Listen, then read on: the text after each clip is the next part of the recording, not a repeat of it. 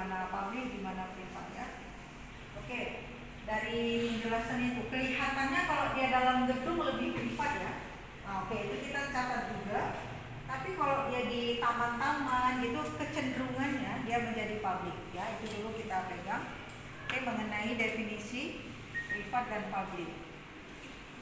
Dari desainernya, dari arsiteknya, ini nanti kalau habis dari sini nanti kalian lihat ini adalah restoran di Vietnam ya. Nah dia membuat ini restoran udah jelas private, udah ada pemiliknya, ada batas tanahnya, jelas-jelas ini ya.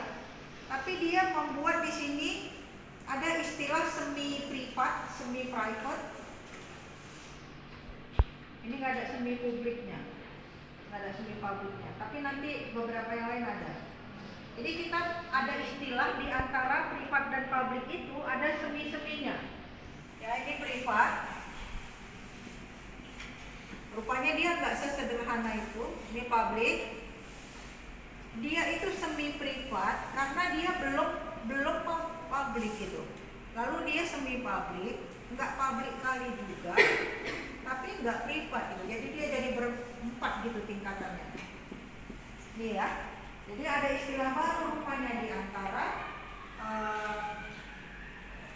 publik dan privat tadi. Dan ini lumayan bagus ya desainnya.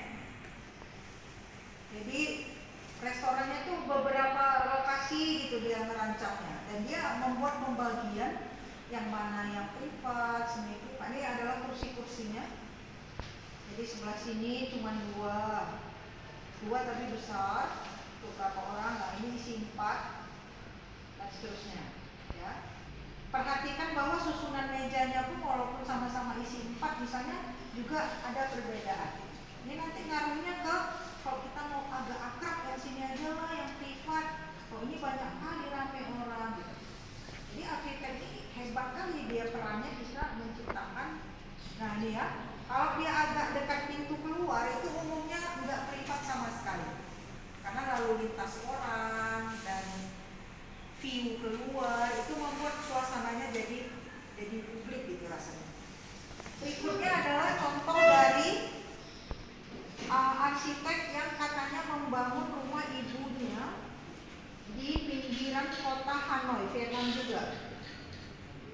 Nah ini kalau kita nggak mungkin lah ya rasanya danau ini privat ya, nggak mungkin ya, publik lah kita bilang.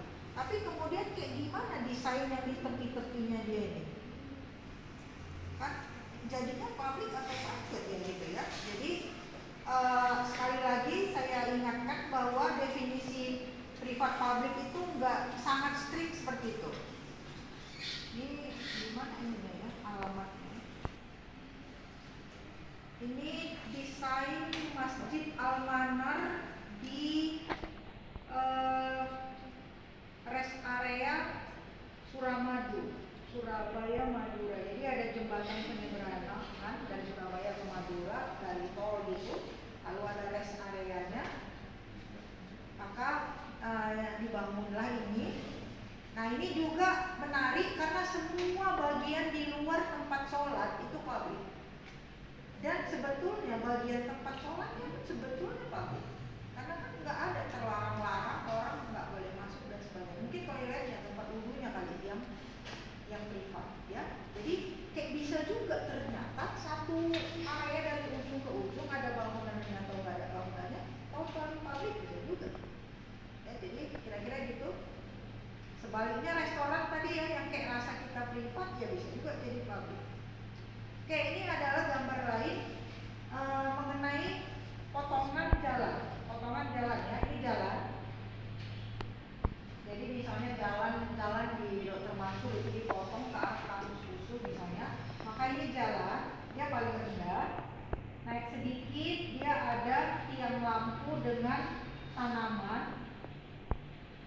Kemudian ada tempat parkir. Nah dia, kalau dia nih membuat definisi ini publik. Kalau yang ini. Terus habis itu ada trotoar. Ya, atau pedestrian path. Nah, ini dia nggak nyebut publik. Dia nyebutnya semi publik. Kenapa ya? Padahal kan kendaraan nggak boleh ke sini kan. Jadi dia udah menganggap itu udah yang level kedua nih, yang semi public. Enggak, dia tidak menyamakan lagi dengan yang ini. Padahal sama-sama buat umum sih masih ya. Kemudian masuklah ke halaman rumah. Halaman menjelang rumah juga nggak disebut privat, tapi semi privat. Ya, baru rumahnya ini dari mulai terasnya. Jadi terasnya ini dibaginya juga sebenarnya ini agak-agak semi privat sih gitu dia bilang, sampai ke bangunan intinya. Ya, jadi perhatikan bahwa dia ada perbedaan-perbedaan nih cara membuat yang mana privat, publik dan seterusnya.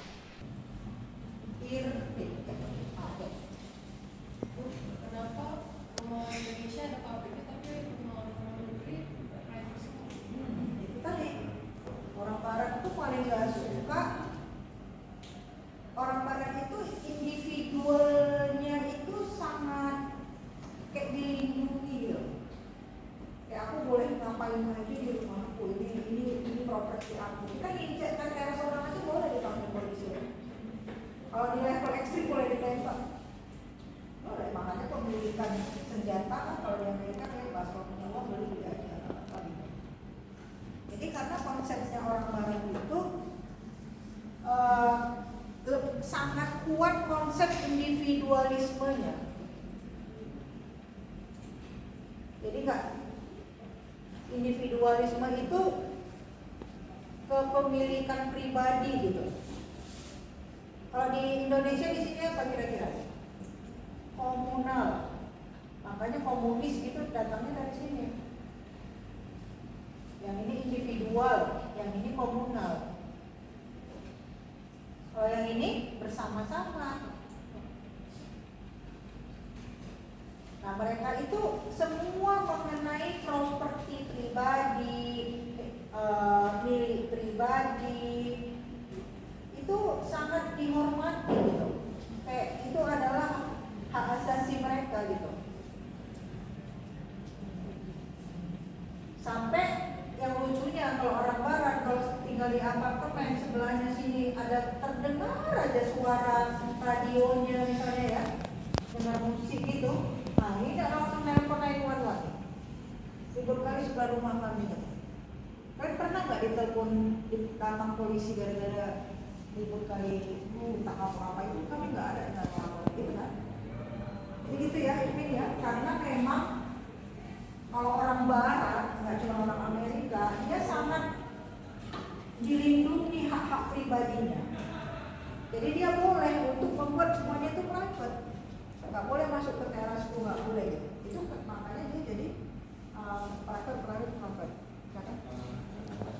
Kalau misalnya kan kalau di Indo itu di ruangan rumahnya itu ada yang pabrik kan? Yang pabrik itu berarti bebas dimasukin orang luar gitu? Enggak lah, definisinya nggak kayak gitu.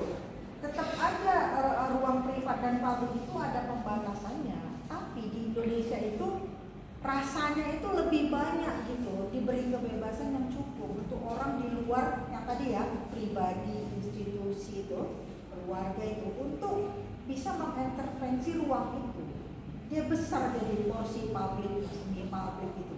Itu aja bedanya. Bukan berarti orang Indonesia jadi nggak punya privat, iyalah, tapi porsinya itu gitu. Makanya dia hanya meletakkan teras depannya yang dekat jalan aja yang publik, lainnya enggak. Kalau kita, nah ini makanya nih nanti kan tugas kalian kan ke rumah-rumah, kalian akan lihat kita pun sebagian kita udah kayak orang barat, udah terkunci semua. Ini kalau ada yang punya nenek kakek gitu nggak, yang tinggalnya agak masih di kampung gitu di luar kota, itu kan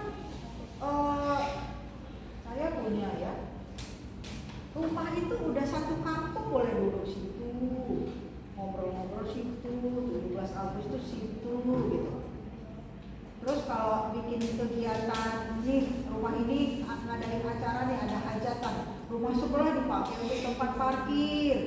Saya aja pernah, pada tinggalnya masih agak Medan ya, beberapa belas tahun lalu, yang punya hajatan tuh tetangga saya, tamunya, keluarganya tidurnya di rumah kami. Segitunya kita, bukan cuma naruh kendaraan. Sampai yang Bu boleh nggak Bu ini nggak lama-lama kok, kayak tengah malam kan dia acara ya, kayaknya baru datang tuh jam 12 gitu, tapi jam 5 udah kerja gitu. Sampai segitu orang Indonesia, ada orang Barat gitu mana ada. Gila, privat rumah gue, nggak bisa orang yang masuk aja gitu. Itu maksud saya. Jadi kita kayak longgar gitu batas-batas privat publiknya. Ada lagi diskusinya?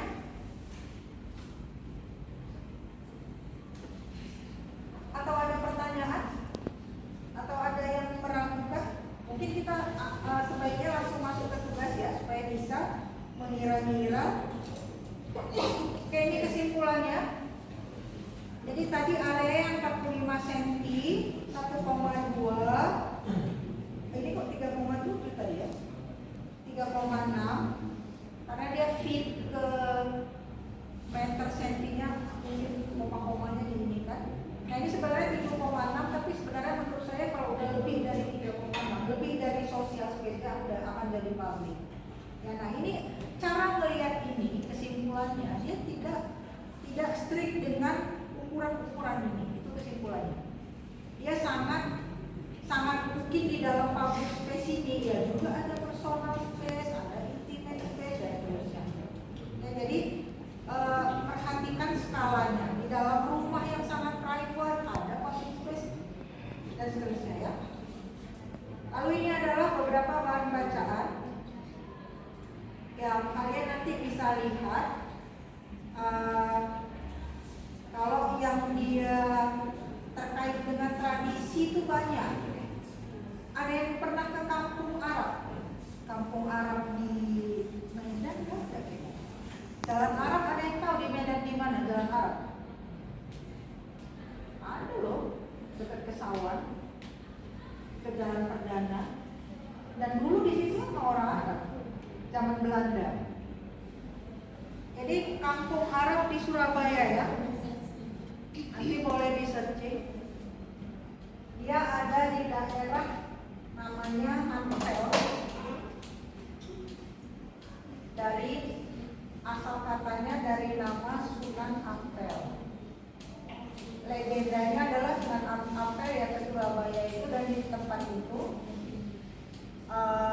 membangun peradaban basisnya Arab di sekitar Masjid Ampel.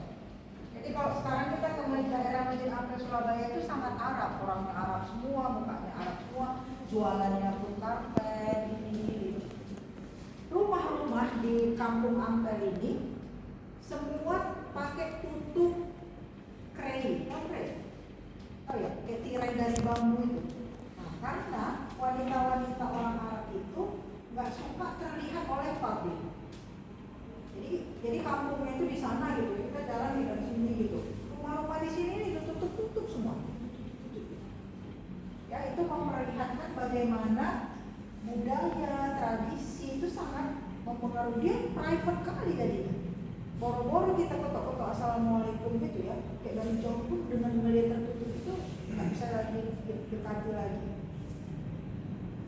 Begitu juga nanti kalau kalian survei, kalian akan melihat rumah-rumah yang bahasa arsitekturnya, bahasa desain dia itu nggak bisa didekati.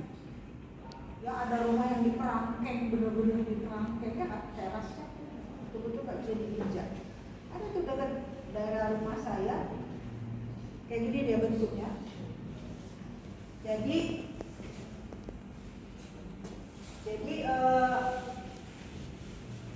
mungkin itu salah desain juga. Jadi ini jalan ring road juga agak hitam ya. Terus ini jalan lain yang penting ini tembus. Ini kalau nggak salah jalan Raja Wali. Ini jalan tembusnya. Terus ini kan banyak nih jalannya. Ada satu jalan yang saya lihat dia kayaknya salah desain sih.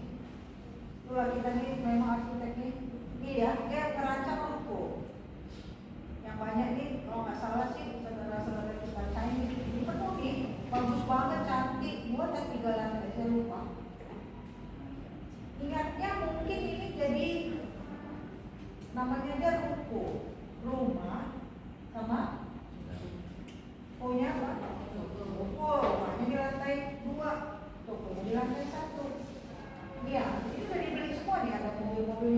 di sini. Beberapa tahun kemudian yang terjadi adalah ini dipakai nih semua. Ini, pagar besi kotak-kotak yang nggak estetik karena menurut saya karena dia di tepi jalan lintas, jadi kayak orang bisa aja anytime ke dalam gitu. Ini benar-benar ditutup. Nah ini kayak contohnya, ini adalah yang contoh kalian nggak akan bisa survei terasnya kayak mana. Ya, jadi tadi kalau orang kampung Arab itu pakai crane terasnya. Jadi mereka tuh kalau orang Arab itu dia buka pintu gini, dia nggak mau orang di sana tuh terlihat. Gini. Jadi ini ditutup semua. Sampai di situ, sampai terasnya pun. Saya terasnya 2 meter ya, kalau crane bambunya. Nah itu sama. Walaupun kalau crane bambu kan nggak bisa melihat. Kalau ini secara visual bisa lihat, tapi kita bahkan nggak bisa nyentuh terasnya sama sekali. Oke, nanti boleh dibaca-baca, ini adalah bahan bacaan. Selamat pagi kepada ibu dosen dan teman-teman sekalian. Pada hari ini kami akan mempresentasikan hasil survei teras kelompok kami yang beranggotakan saya sebanyak mana, saya Sarah Zepani, dan saya Epina. Jadi kami survei itu ada 2 hari. Yang pertama hari Sabtu di tanggal 15 April pukul 2 sampai 4, dan hari kedua itu di hari Rabu tanggal 15 April 2025 jam 1 sampai jam 4. Lokasi yang kami survei itu ada di Kompleks Rizal Jalan Pasar 1 di Setiabudi. Ini itu adalah rumah dari salah satu mahasiswa alumni arsitektur USU angkatan 2016, namanya itu Namira Putri. Nah ini foto rumahnya dari depan. Jadi rumahnya itu ada di pinggir jalan, jadi gampang untuk ditemui.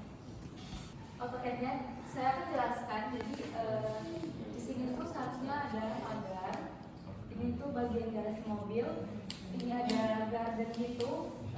Di sini ada tanaman dan ini teras utamanya, paling utamanya.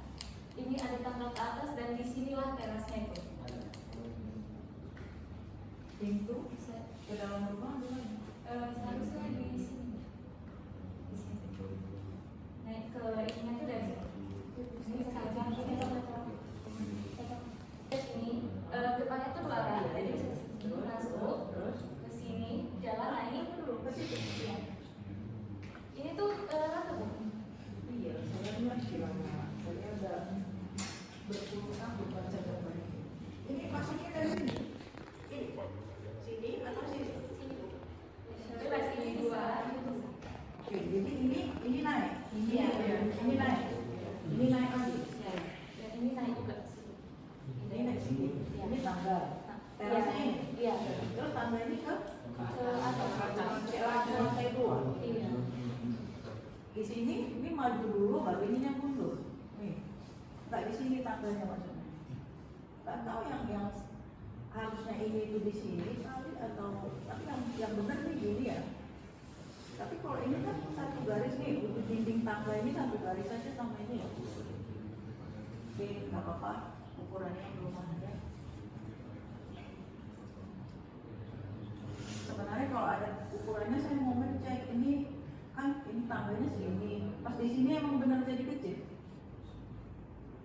Terus lebar-lebarnya juga lain, ini kan tipis-tipis nih. Nah, ini jadi tebal-tebal. Jadi sebenarnya terasnya itu kecil, tapi karena dia menghadap ke garden dan ada garasi mobilnya, jadi dia kelihatannya tuh kayak lebih luas aja gitu. Dan di sini ada analisis perilaku di teras. Di sini ada menyiram tanaman. Pukul kira-kira itu pukul 7 sampai setengah 8 pagi. Lalu ada menyapu halaman teras. Di sini mungkin setelah menyiram tanaman menyapu teras, lalu ada kegiatan memakai sepatu untuk pergi kerja atau itu di waktu 7.30 sampai dengan selesai. Dan ada juga berbincang-bincang. Di sini seringnya mungkin waktu jam 1 sampai jam 5 sore. Kesimpulannya, kegiatan di teras paling sering dilakukan pada pagi hari sekitar pukul 7 sampai dengan selesai. Kegiatan yang paling sering dilakukan pemilik rumah yaitu menyiram bunga dan menyapu halaman. Ini bukan kegiatan dalam arti itu dipakai, ya inilah yang terjadi sekarang. Yang kita tuh mulai meragukan teras tuh sebenarnya berfungsi nggak sih? Karena dia jadinya sekedar pakai sepatu. Terus kayak menyiram itu pun ya emang harus berdiri di teras untuk menyiram. Karena tanaman itu juga menurut saya ya bukan kegiatan. Kegiatan itu orang duduk di situ pakai secara berkala. Saya pagi setiap hari, siang setiap hari, atau sore setiap hari. Silakan ditutup. Sekian dari presentasi saya dan menurut saya, mohon maaf jika ada kekurangan, akan kami dengarkan lagi. Terima kasih. Wassalamualaikum warahmatullahi wabarakatuh dan selamat pagi.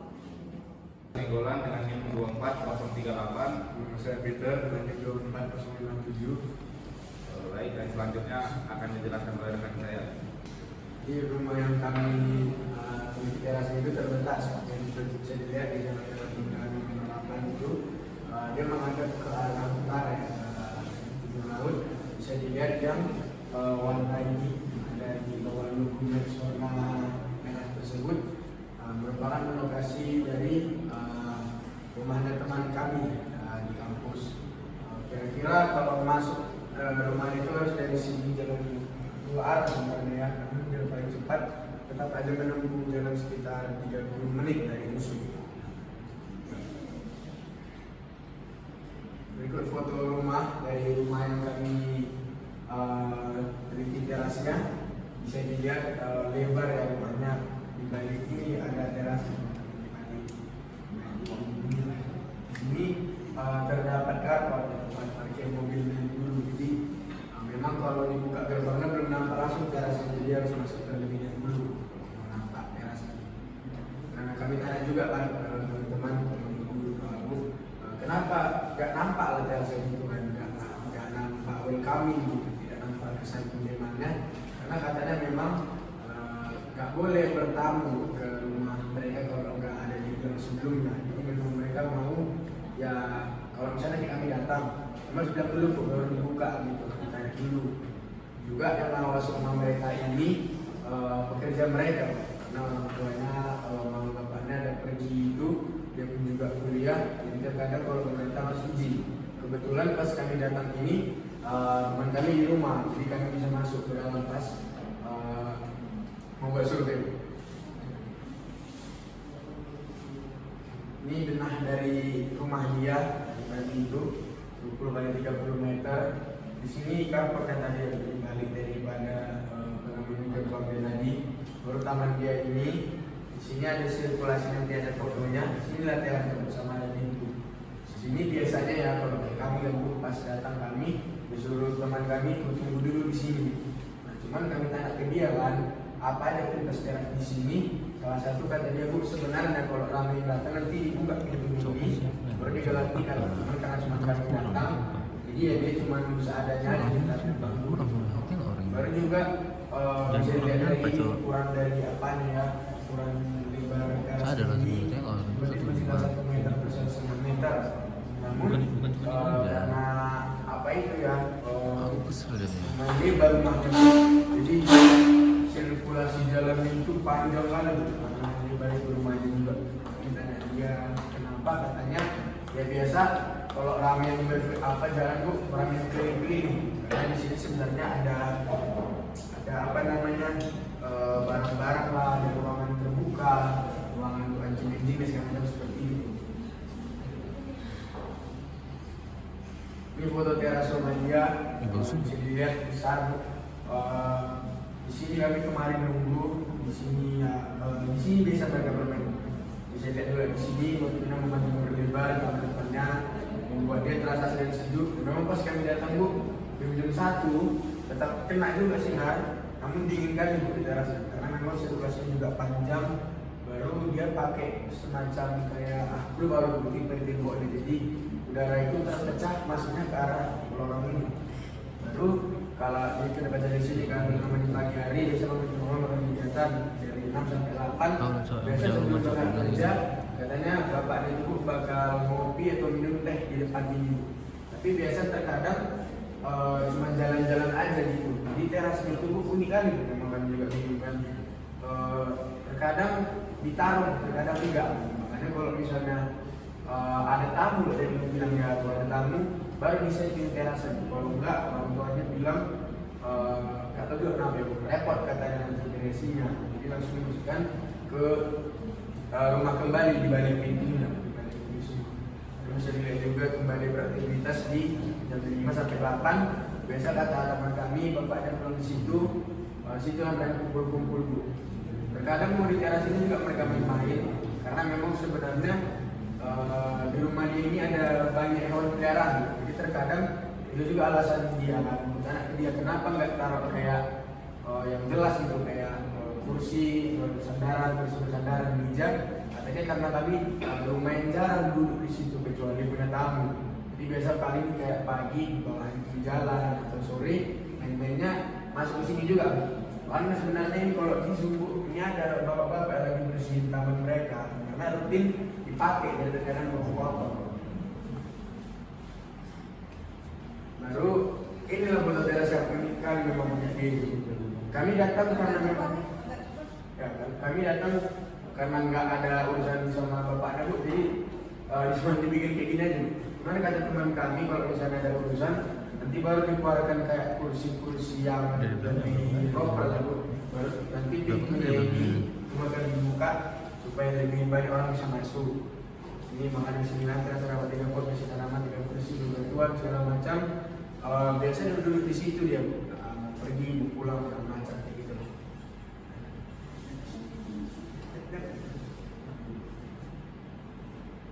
Kesimpulannya ini, aktivitas teras biasanya terjadi dari dijelaskan media di rumah berbicara kesehatan, makanya ada bapak tukang itu yang rutin terus membersihkan tiap hari terasnya itu meskipun dijadilah, entah mungkin buang air besar lah apanya.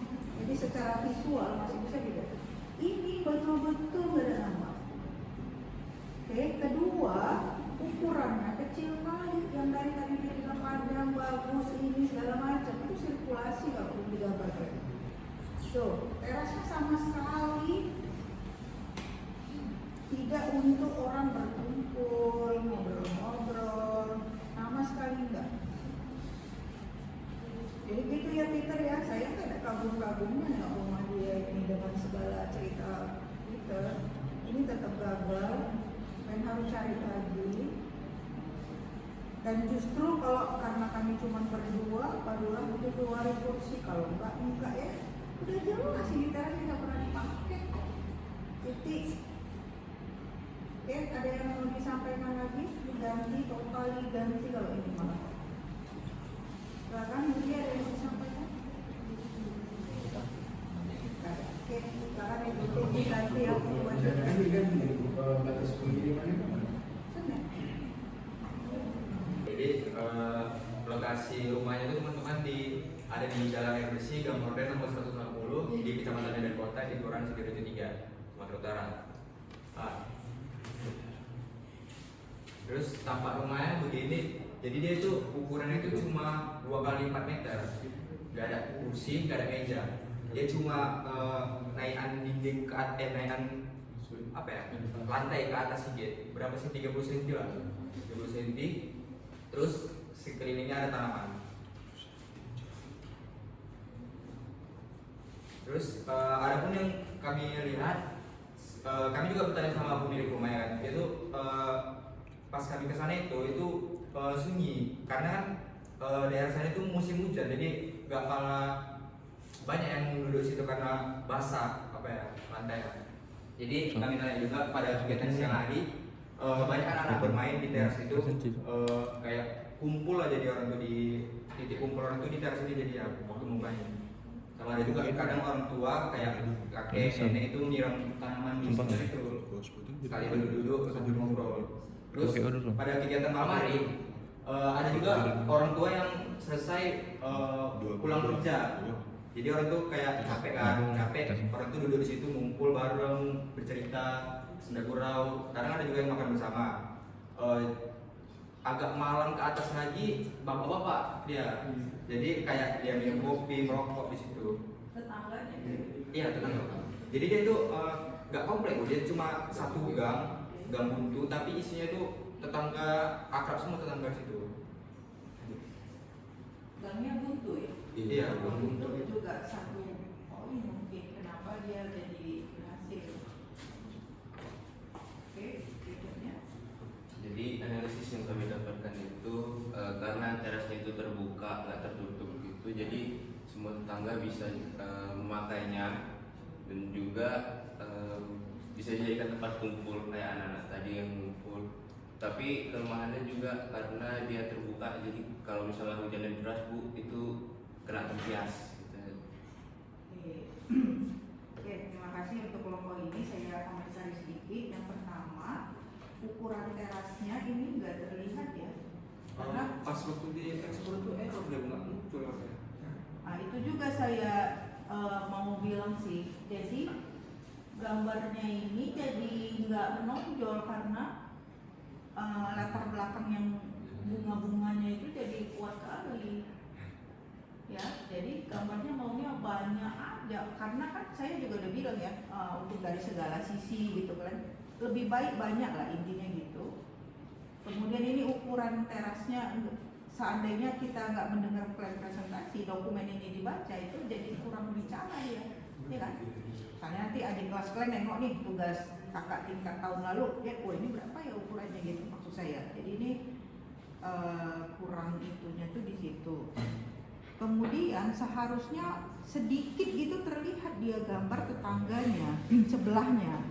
Kayak hubungan teras ini sama sebelahnya tuh apa sih, tembok kah, teras juga kah atau apa gitu. Ini perlu untuk melihat dia pencapaian ke terasnya itu dari depan atau dari sampingnya sebenarnya. Kan bisa juga nih dari, nah itu yang kiri. Ya bisa juga kan datangnya orang. Kan ada dua pilihan nih, dari sini atau kemungkinan dari sini. Tapi kita nggak tahu di sini apa. Gitu. Jadi dan juga depannya, jarak depannya itu berapa kira-kira, karena gini, ini kan kasus yang agak unik. Sekecil ini terasnya dipakai itu ya kenapa gitu. Nah itu biasanya bukan karena terasnya, itu karena sekitarnya. Misalnya nggak ada tempat lain yang terasnya seterbuka ini. Nah itu aturnya kalian ketik, karena kan harusnya kurios gitu ya, kayak yang kenapa ya sekecil ini gitu. Nah jadi